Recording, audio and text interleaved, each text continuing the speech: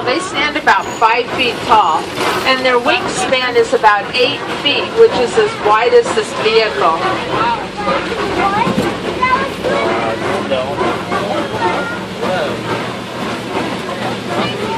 Now we're headed over towards the Safi River area, where we'll see some hippopotamus. Now when a hippo calf is born, they weigh about 85 pounds, but a full-grown male hippo can weigh up to 5,500 pounds. Right down there. Okay, we do have some hippos over there on the right, but we're going to see some more on the left that we'll make a stop for down here. Now hippos do spend most of their day in the water trying to keep cool, and they are excellent swimmers, but if their feet can reach the river bottom, they would prefer to walk along the bottom of the river. We'll make a quick stop right here. If you look over on the left side, there's some hippos. Most of them are under the water. They come up about every 8 minutes for air. Real hippo, that bird. Bird, yeah. Real bird.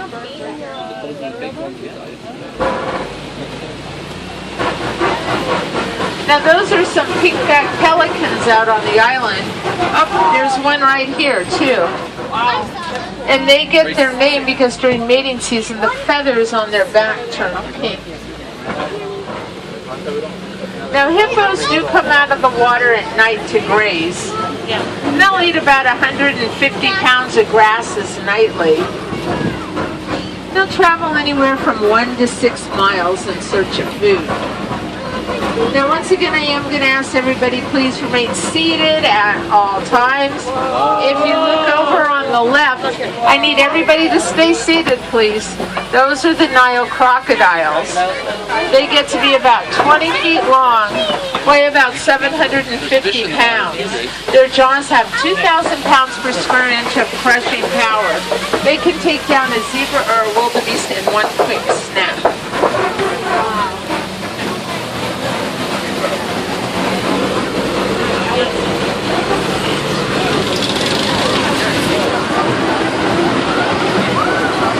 Now we're going to head out towards a different ecosystem. We're going to see different animals, different plants, and different trees. And speaking of different, if you look over here on the right as we turn the corner, this tree where the roots look like it's upside down, that's called a baobab tree. Now that tree is very drought tolerant. It stores water in that huge trunk. Now they only bear leaves about 3 months out of the year. They got about a 2,000-year lifespan. Now this here is my favorite view on the reserve, the Serengeti grasslands. Now this stretches for hundreds of miles across East Africa, and it's also the superhighway for millions of migrating animals each year, and home to many of our favorites like the zebras, giraffes, elephants, and lions. And this is the wild Africa that we are trying to conserve.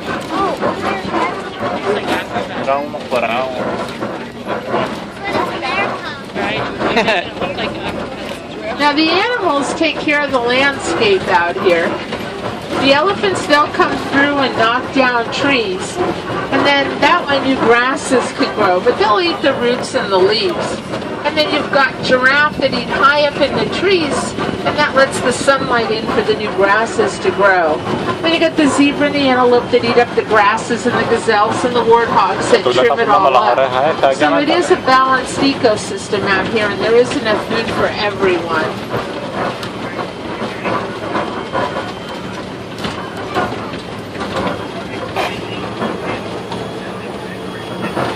Now these big earthen mounds that you see, these are termite mounds.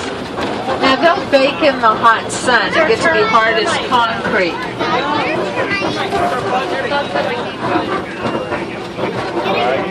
Now the elephants will use them as scratching posts. And the smaller antelope will use them to jump on top on to see if there's any predators out there.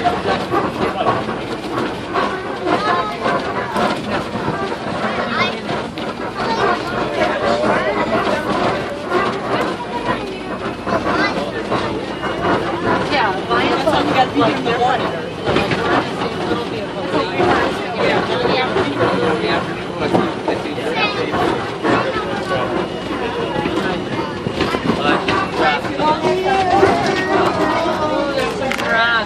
as we come around the corner up here, see the giraffe in the distance, but you'll see the sable antelope with those long horns out there. Now they're actually on the emblem here at the reserve. Both the male and the females have horns, but you can tell the male because the males are much darker in color. That's a male black one. Yeah. And they use those horns to ward off predators or to spar with other antelope. The males use them to show dominance during mating season.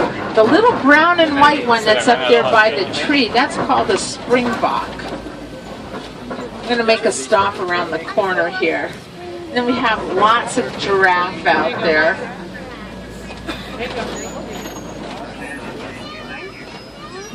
A little bit close.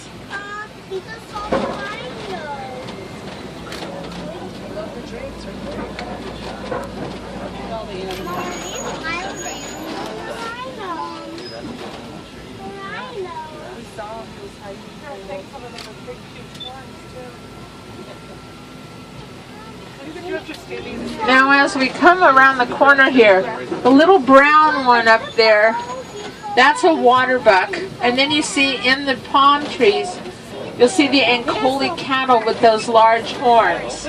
They're also known as Watusi cattle, named after the tribe that domesticated them.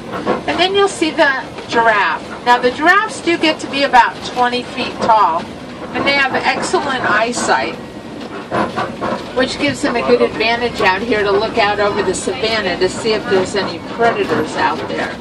Now their tongues are about 18 inches long, so they can reach high up in those trees to get the leaves. Now see, there's the little waterbucks right there. They're one of the few animals that don't migrate every year because they like to stay near aquatic areas.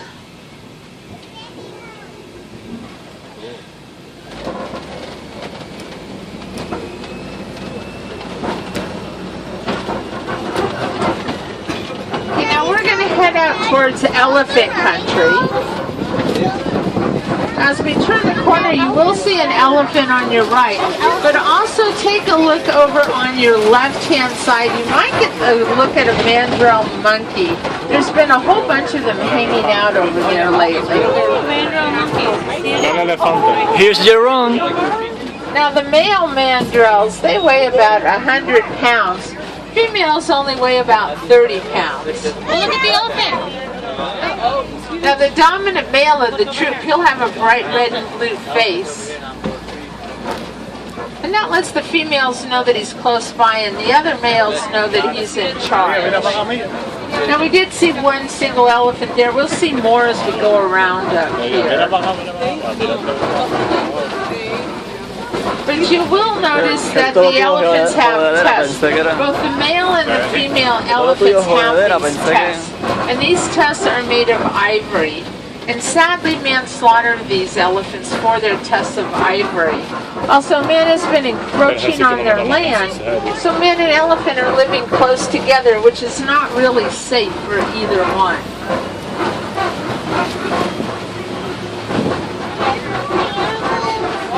Now, once again, I am going to remind everyone to please remain seated. They closed our other road, and we've got to go over this old bridge here today. You might want to cross your fingers, too.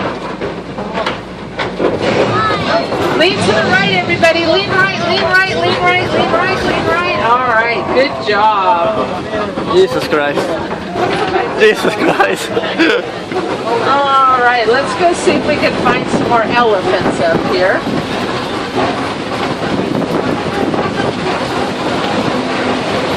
Now, it looks like elephants may have been through here recently. See footprints here in the dirt, and you can see their tusk marks in the red clay. Now the elephants will eat that red clay because it contains minerals that their diet is lacking. Now they do eat about 300 pounds of food a day, and it's mostly grasses, tree roots, and leaves. Now they do love fresh fruit whenever they can find it. Now a male elephant can tip the scales at about 13,000 pounds.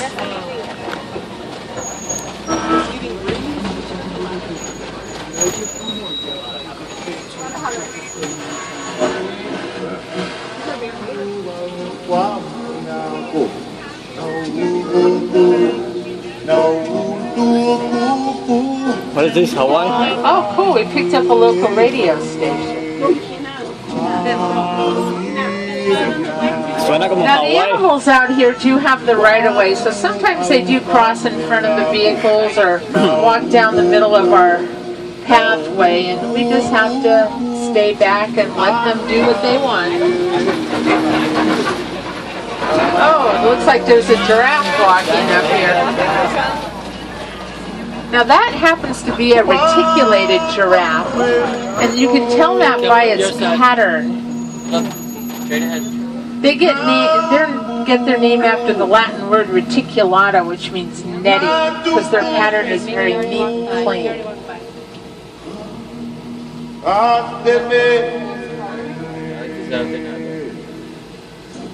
But he may not be the only one.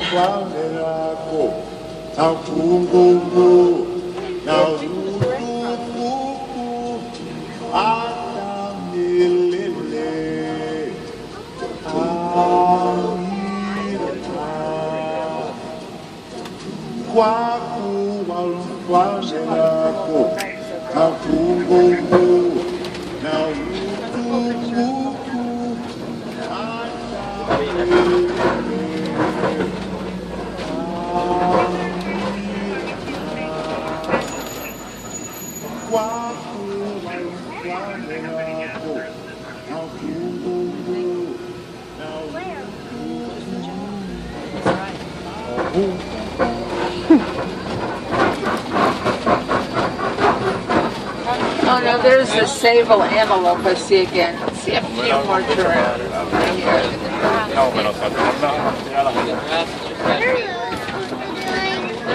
They're safari watchers. That might be part of the animal. What do you think then? Look at that. Pretty close to one.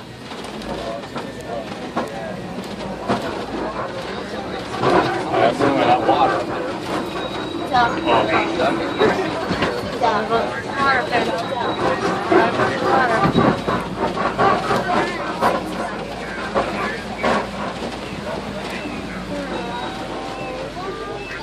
I see a Gillian. couple elephants up there on the left. If you look. There you go. Oh, there's elephants. Yeah, look at the elephants. You okay? Now, elephants are social animals. The young stays with their mothers till they're 15 or 16. Males will go off on their own, but the young females, they'll remain with the herd. We've got, those are the greater flamingo. They're the lightest pink of all flamingos. Now, when they're hatched, they're actually gray in color. It takes about a year and a half of a diet that's rich in beta-carotene. Stop! I'm going to make a quick stop up here.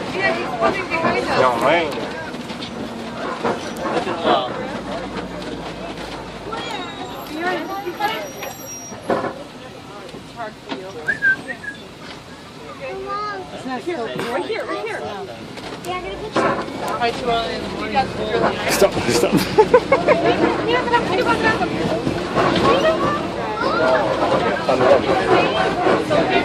Look at all those elephants.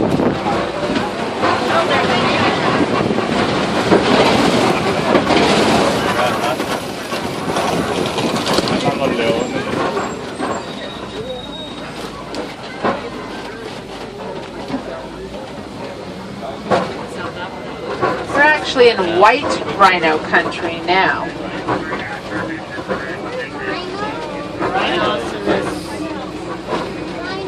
Oh, look at this. Now those are white rhinos. Those guys can weigh up to about 5,000 pounds apiece.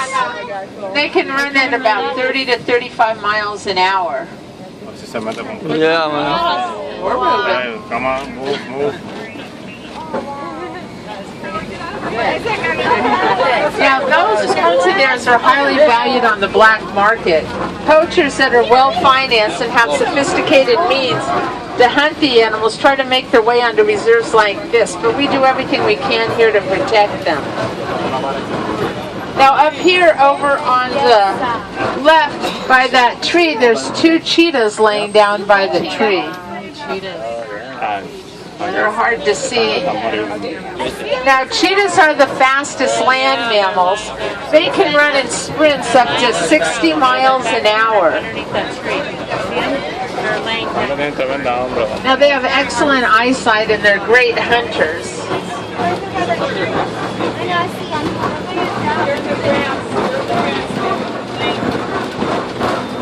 And they're one of the only large cats that hunt during the day. Now up ahead of us you're going to see a Kopi rock formation, and these jet out all over the savanna. The larger cats like to go up there to sun themselves. And it gives them a good advantage to look out over the savanna to see if there's any prey out there.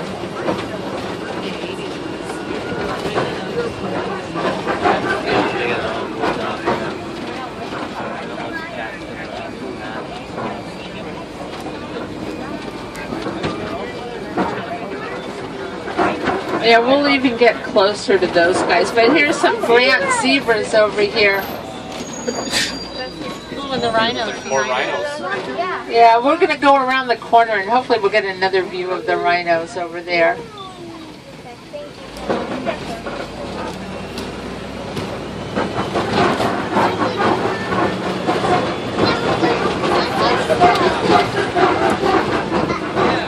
You got so close to those white rhinos, did you?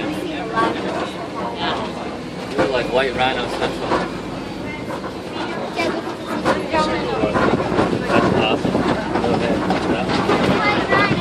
So when I come around the corner here, I do see some warthog burrows. And I see a warthog sleeping by the tree up there.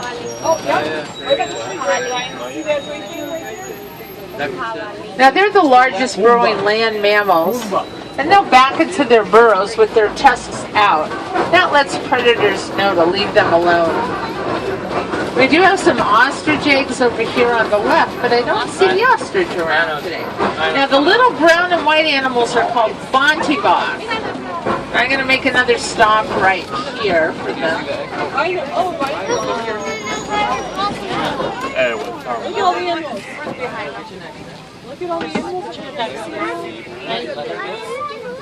I can't remember what those are called. Now the little brown and white bonteboks that we see, you'll only see them on reserves like this because they are extinct out in the wild. Now the Grant zebra, when they have their young, they're up and walking within minutes of birth, and within just a few hours they're actually running with their herd.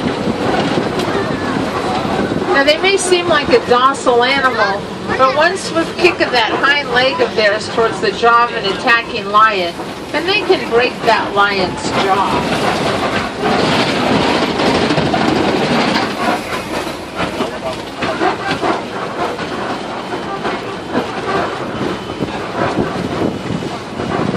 Now as we come around the corner here, these guys on the right that are laying down, these are known as addax. They're a desert antelope, and they can go through most of their life without drinking any water. Now they get the moisture that they need from the foods that they eat. And those are some yellow-billed stork out there, and those guys like to eat things like snakes, lizards, and frogs.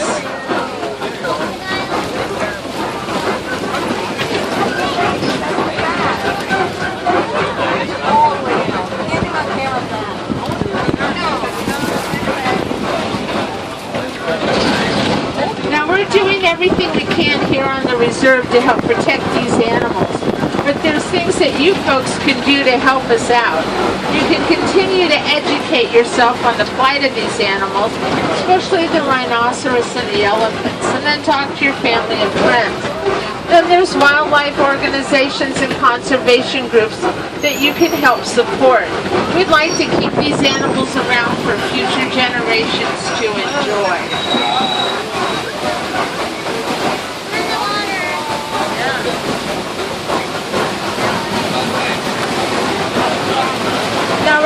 to the end of our safari, and I'm going to drop you off at the closest warden's post. And it'll be just a short walk to the Harambe village from there. And there, I suggest that you go to the Pangani Forest Trail because you see some gorillas and naked mole rats, some meerkats, some hippopotamus. Nice thing is there's guides along the way that'll answer any questions that you might have.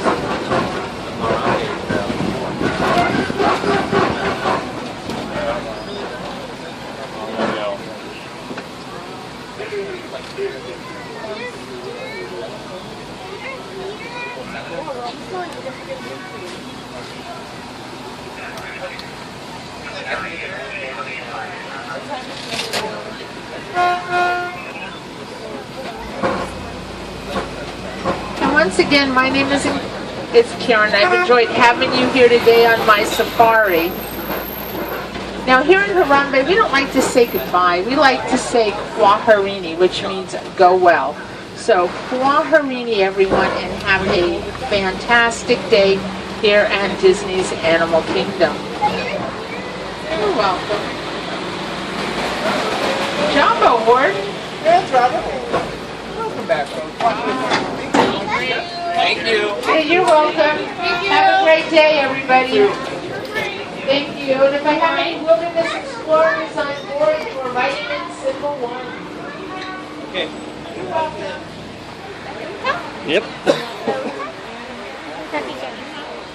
Yep.